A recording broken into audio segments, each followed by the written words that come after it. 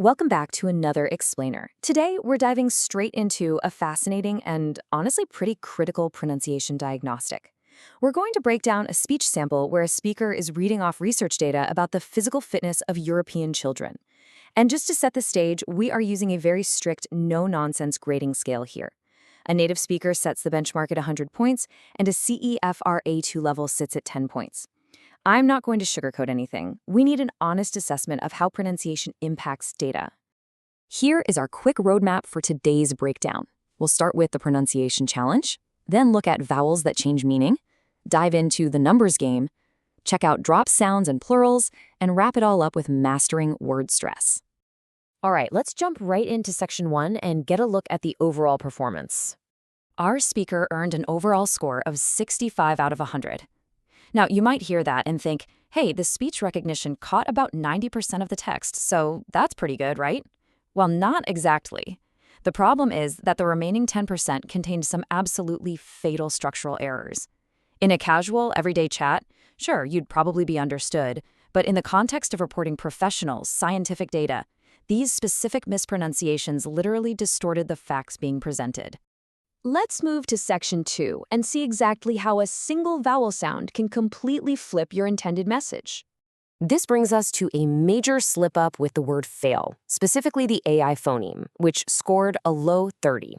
The intended phrase was fail to meet, but the speaker pronounced fail as fall. Think about how wildly that breaks the context. We go from a negative inaction, failing to do something, to a word that implies a physical dropping motion. The entire meaning of the verb just falls apart. And it gets worse when we look at the sentence stress for that same phrase, which earned a 40. In English, negative verbs like fail naturally demand a really strong sentence stress to get the point across. But because the word was slurred into fall, that crucial emphasis collapsed. We completely lost the urgent warning that these kids aren't meeting the World Health Organization's guidelines. Now, let's get into section 3, the numbers game, which is where reading scientific data gets incredibly risky if you aren't careful. Over the last 60 years, but it was recognized as 16 years. Just like that, a massive, multi-generational 60-year study was shrunk down to a mere 16 years. This isn't a grammar mistake, guys. This is a fundamental, fatal error in phonetic mechanics.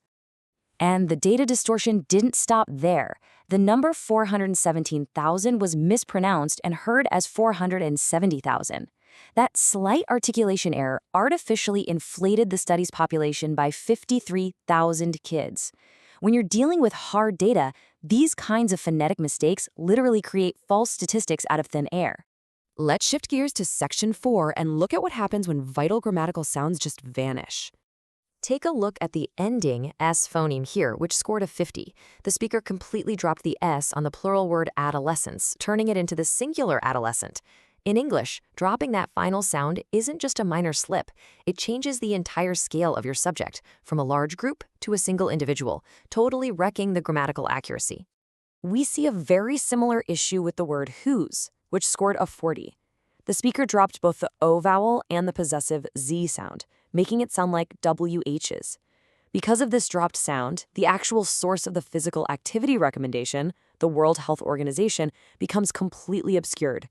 Finally, we arrive at section 5, mastering word stress, which is actually the hidden driver behind those huge number errors we just talked about. So what is word stress exactly? It's the natural emphasis we place on a specific syllable using a combination of volume, pitch, and length. It might be invisible on the page, but let me tell you, when you need to distinguish between numbers, mastering this is absolutely non-negotiable. This brings us to our lowest score of the evaluation, a 20, regarding the word stress between 60 and 16. In American English, 60 takes the stress on the very first syllable, while 16 takes it on the second. Our speaker tried to say 60, but accidentally placed the heavy stress on the second syllable, so it was immediately recognized as 16. The exact same underlying issue caused that 417,000 error earlier, earning another score of just 20. The speaker completely mixed up the stress rules for teen and T. They failed to place the heavy stress on the teen part of 17 and instead used the stress pattern for 70. That confusion is exactly what creates these massive, fatal number mix-ups.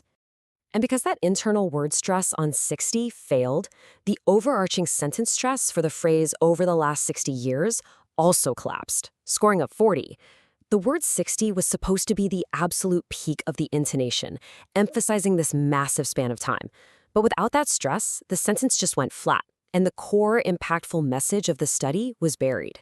So I want to leave you with this final provocative thought. How often does just one misplaced vowel or a single stressed syllable completely change your entire message? Pronunciation isn't just about sounding smooth or fluent to native speakers. It is an absolutely crucial tool for preserving the pure truth of your data. Master those stress patterns and make sure your intended message is exactly what people hear.